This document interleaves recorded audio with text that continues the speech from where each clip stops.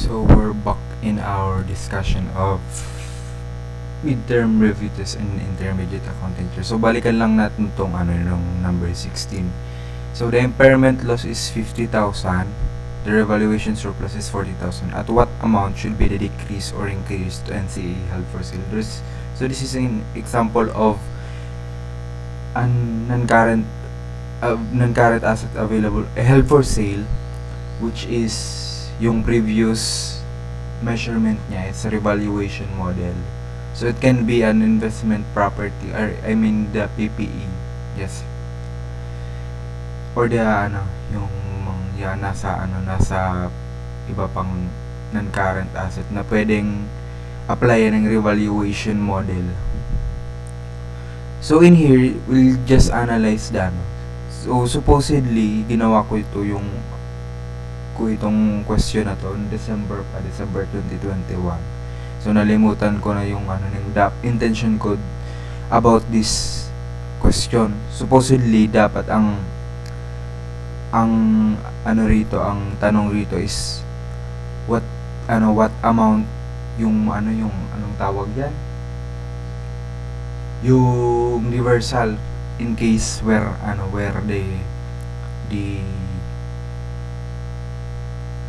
there is an increase in fair value sa measurement ng NCA held for sale. So in this, we will assume that the NCA held for sale has just been reclassified, na-reclassify pa lang siya into NCA held for sale from its previous classification. So since may 50,000 impairment loss na balance, and then the revaluation surplus is 40,000, so we must charge it first, diba, sa revaluation surplus. So but the question is what amount should be decreased or increased to the NCA held for sale.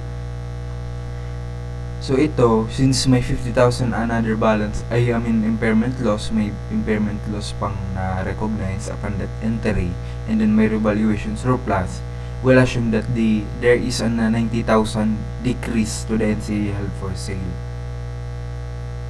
Kasi nga, it will first apply to the revaluation surplus, cumulative revaluation surplus, yung related lang dun sa asset na yun, and then yung iba, pag exhausted na yung revaluation surplus sa impairment loss, which is a PL statement item. So that is letter B for number 16. So nasa na tayo, dito na tayo sa Danji. Ay, mali. Wait lang. Wait, let me just check. So, yeps, nandito na tayo sa number 18. What is asked here is that how much is the total NCA held for sale on December 31, 1997, in which PFRS 5 is applied. So, we'll just identify which of these mag-apply yung NCA held for sale. Yung PFRS 5. On January 1, the entity intended to sell 500 square meter land it acquired 3 years ago. The cost of the land is 340,000. Revalued amount on January 1, 1997, 450,000. The land is used as place for biological assets. On the same date, the fair value of the land is 560,000 while the cost to sell is 70,000. So this is an NCA held for sale.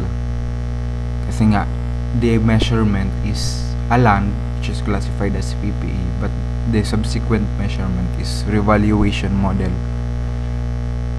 On April 1, the entity intended to sell its plant with a historical cost of 1 million, residual value of 50,000 in the life of 20 years.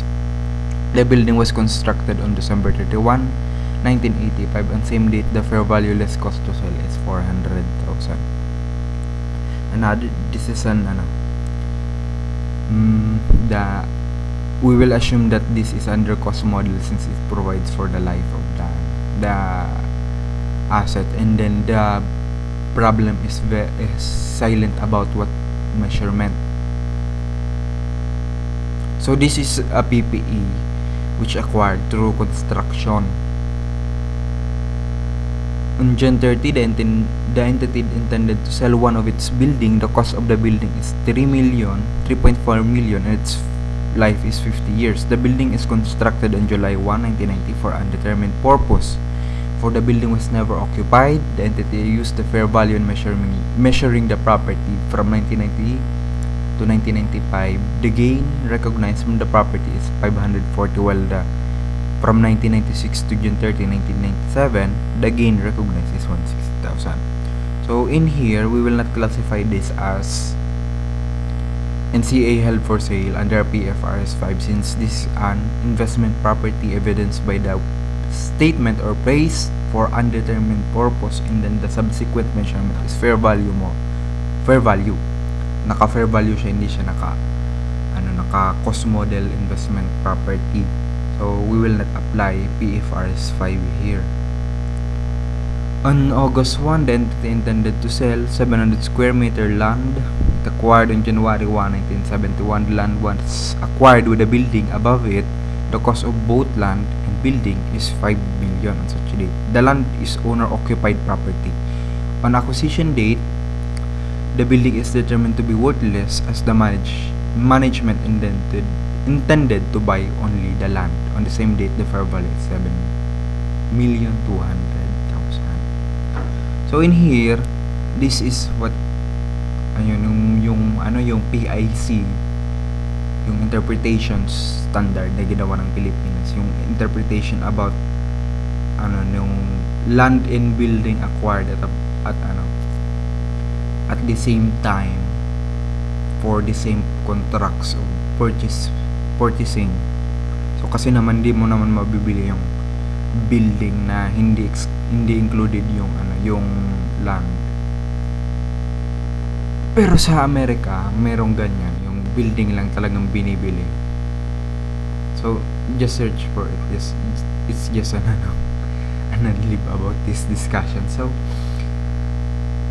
this is part of NCA held for sale under PFRS 5. So in applying the interpretation standard, the building hindi na what you call that, i-allocate yung cost ng land in building, kasi nga on this acquisition date the building is determined to be worthless na. So yung management is only yung intended to buy lang talaga nila, yung intentional lang bibilin is the land. Pero siguro may provisions sa buyer ay sa seller na dapat kasali na yung building, kasali na yung yung building sa bibilin, since para magtaas yung price siguro.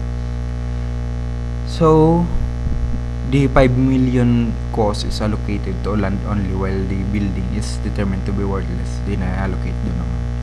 Pero kung ang management intended to use the building,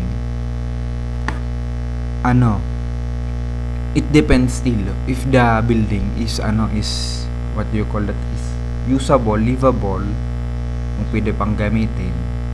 Pero kung hindi na, kahit intended nila, may pipigil kasi sa kanila, which is the government na naman pa yung sira-sira ng building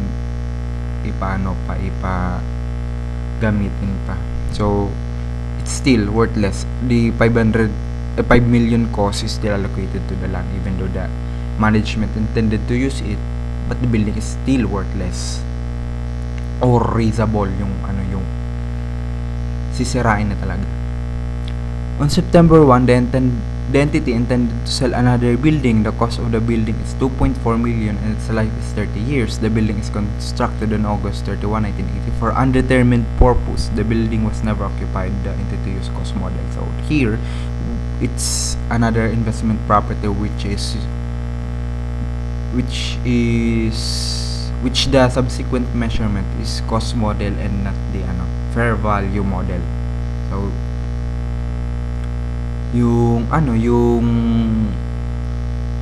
ang treatment nito is just like a PPE, but the classification is an investment property. So just that's the additional information We will go now to the where's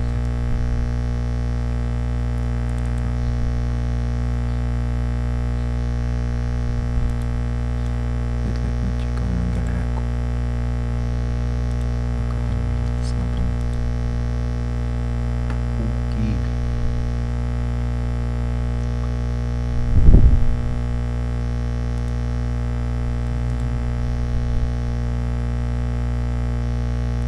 Okay.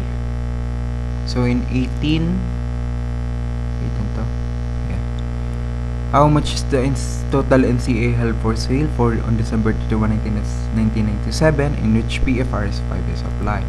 So that is 8, 9, 10. So the agricultural land. Let's go back to agricultural land. Diba, on the same date, on January 1 of the same year, the measurement is 560 minus 70, that is 490. While where's that?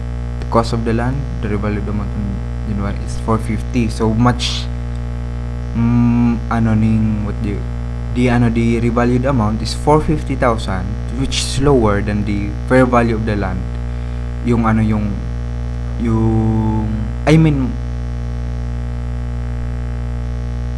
Di na pala natin to pag-discuss ko pa. Di na pala dito. Pala.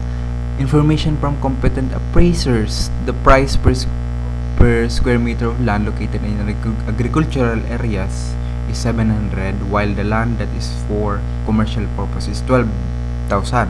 So 700,000 for per square meter. We will determine this 700 times pera yun 500. So 350,000, which is lower than the fair value, yung carrying amount before. So dito ang carrying amount niya talaga dito is 5. Yan yung fair value niya on the same date, and then its measurement is 490.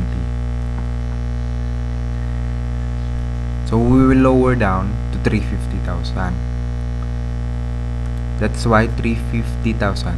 Next is the plant, 400,000. May information ba dito sa plant? Yes. 400. Ano bang tinutukoy na plant? Ito plant. So the April 1, the building was constructed on December 31, 1985. So on the same date, the fair value less cost to sell is 400,000.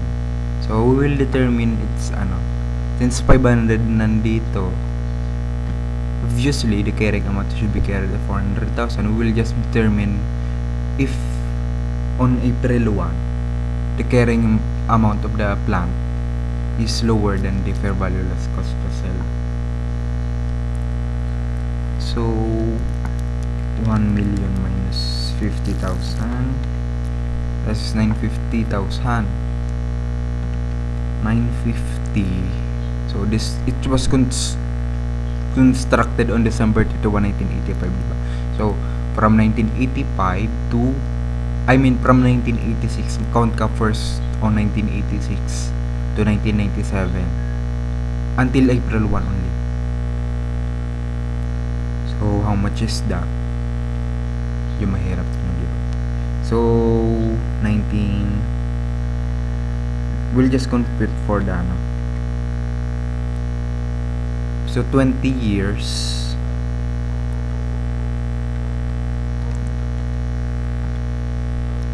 that is 47.5 for every year. So yung 1986 to 1997 count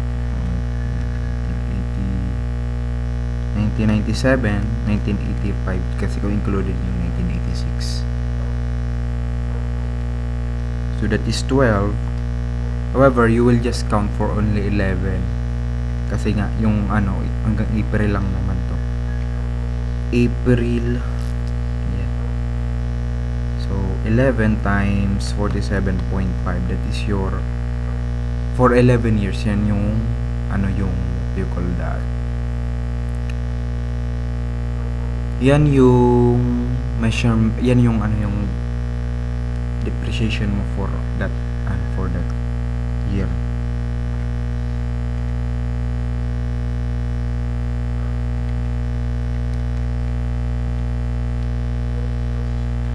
So you have 427.5 na